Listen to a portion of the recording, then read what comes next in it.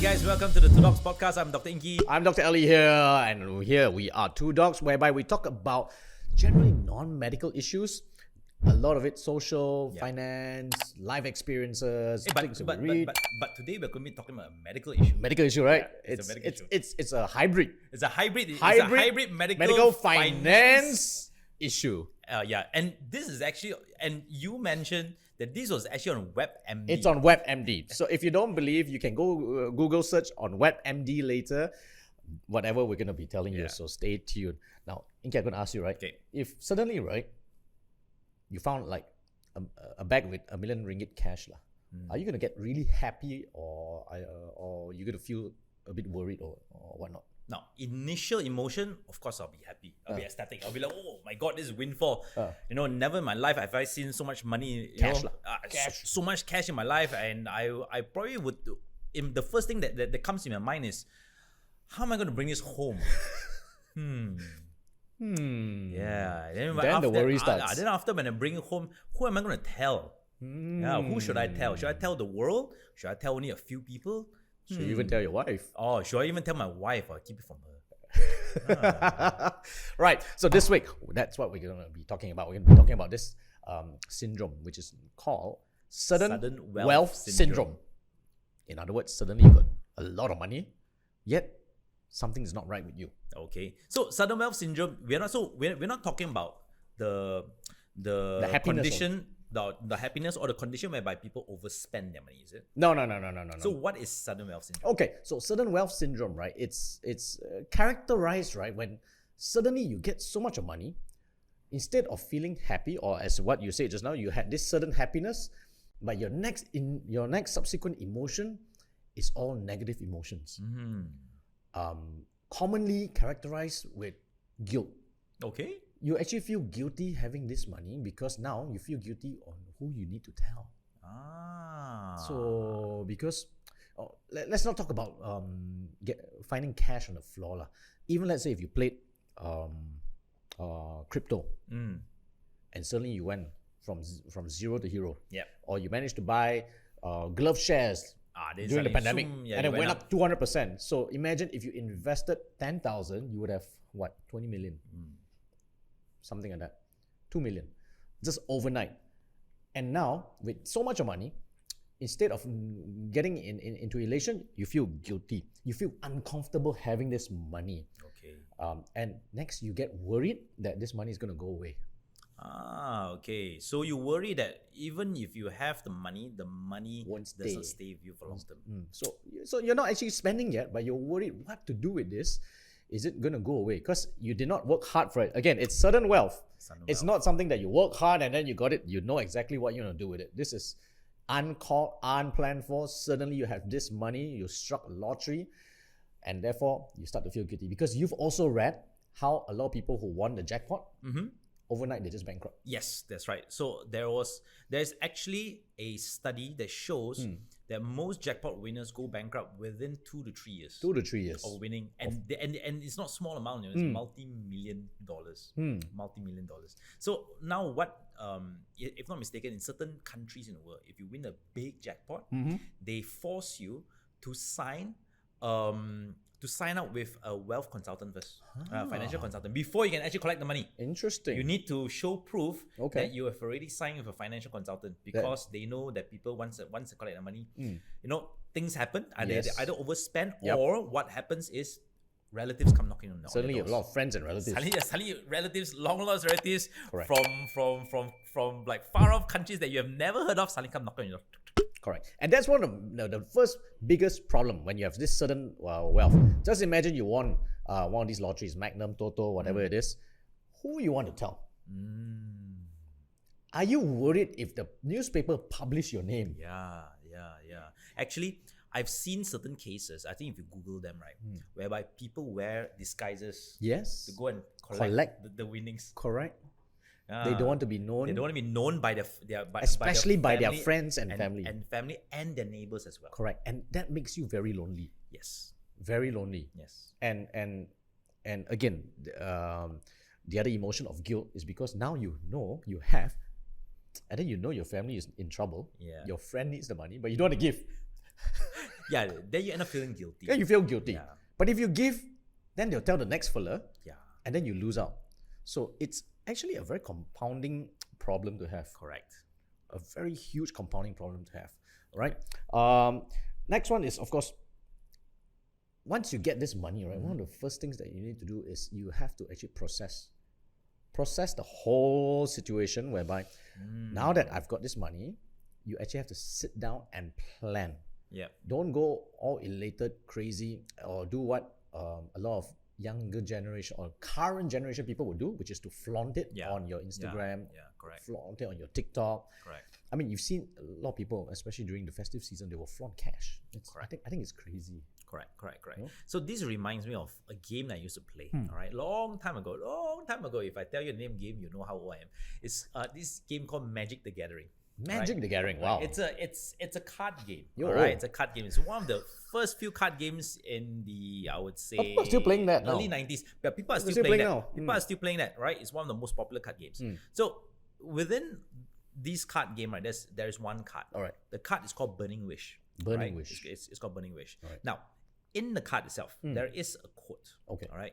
The quote is, "She wished for a weapon, but she did not wish for the ability to wield the weapon." Oh. So it means that, example, a lot of people want wealth. Yes. All right. So once the wealth is given to you, but you do not know how to use it, manage it, the wealth now becomes a burden. Yes, ends up as a burden, or ends up damaging you, or ends up hurting you instead.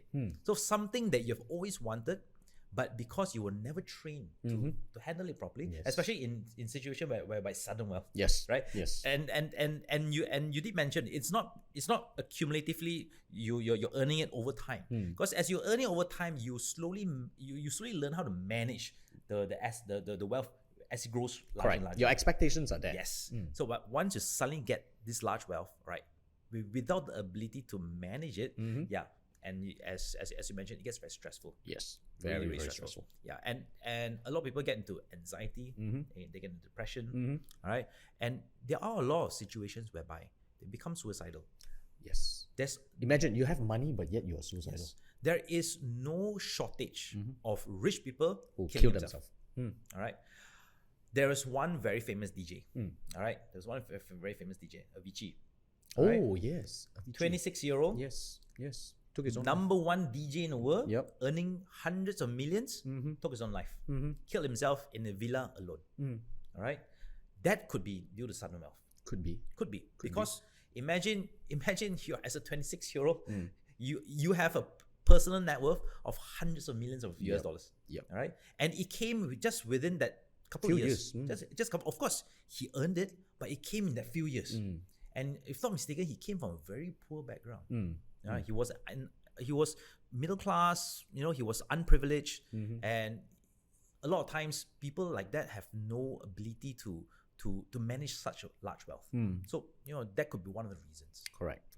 And of course, one of the things, you don't know who your real friends are anymore. Oh yes, they change. They change. The moment, like in his case, they know he's world famous, he's got a high net worth. Yes. Everybody wants to be your friend. Yes, correct. And if you've been screwed by one or two, then you realize there are not many real friends. Yes, that's right. Your perception of friendship gets jaded. All right. You end up being lonely. Yes, that's right. So when you mentioned lonely, right, it brought back another story. All right. So I think we spoke about this game before. You know the game Minecraft? Yep. All right. Do you know it was actually created by one person? One person. He coded it by himself. All right. He had a very small company. I think less than 10 people. Okay. All right. Microsoft bought it for $4 billion US. So overnight, he was a billionaire. Wow. All right. With so much wealth, he didn't know what to do. So he started flaunting the wealth. Right. Okay. He started having parties in his I think he bought a mansion for like $20 million US. He started having parties every night. All right. But after a while, right, he found himself lonely in the parties because he knew everyone was there because of he his had money. Yeah, it wasn't there because of his friendship. Him. It wasn't there because they liked him. And after a while, he realized that he shut himself off. He doesn't meet anyone anymore. Okay. All right. He's alone in his own house. world. He's alone in his house most of the time. All right. Right. And on top of that, because he was such a spendthrift, he just kept spending. His real friends actually avoided him. Yeah, because his real friends can't afford him. No, his real friends found that he changed. He's no longer the same person. Right. So they started avoiding him. Okay. And even Microsoft, the one that bought them, they bought him, distanced themselves from him. Because of the values. Because of his values have changed. They didn't want anything to do with him. It's interesting, because nowadays a lot of these large companies, they take this into consideration. Your social responsibility and your social behavior. They will distance themselves away from you. Kind of like some of these celebrities who do something wrong, then the sponsors will actually pull themselves away. Although it's got nothing to do with you breaching the contract of that, but it's just the relationship that you project. And it became so bad, the relationship between Microsoft and him became so bad that when Microsoft had a 10-year anniversary of Minecraft being launched, they didn't call him. He was not invited. Wow. But then again, he's been bought out already. Yeah, but he was there for the first 5-6 years. So he was actually the core of Minecraft, but they didn't invite him. And the fans didn't care. Didn't miss him at all. But then again, I wouldn't know who is he. So wealth. Sudden wealth. Yes. So what you need to do, number one, get a tax agent or get a financial advisor. Get a financial advisor. Because when you get sudden wealth, there are certain things that you need to pay. And then you have to start planning ahead how you want to preserve, prolong, or at least slow down the outflow. Smart ones will probably make it grow. Yes, correct. Smart ones will grow at a rate whereby you commensurate with a lifestyle that is comfortable for you and not go overboard on your lifestyle. And then I think a lot of times people have this headache of estate planning. Yes. Who am I going to leave the money to? Correct. Do I want to split it fairly among people? How about people who have helped me in my life? Do I want to give them the money as well? So a lot of times this can be a pretty big headache. Yes. And you have to set goals. Exactly what you do with it, which is estate planning. And I think because it itself, it's already an issue. So even if you've done all this, that lingering feeling of negativity is still going to be there. True.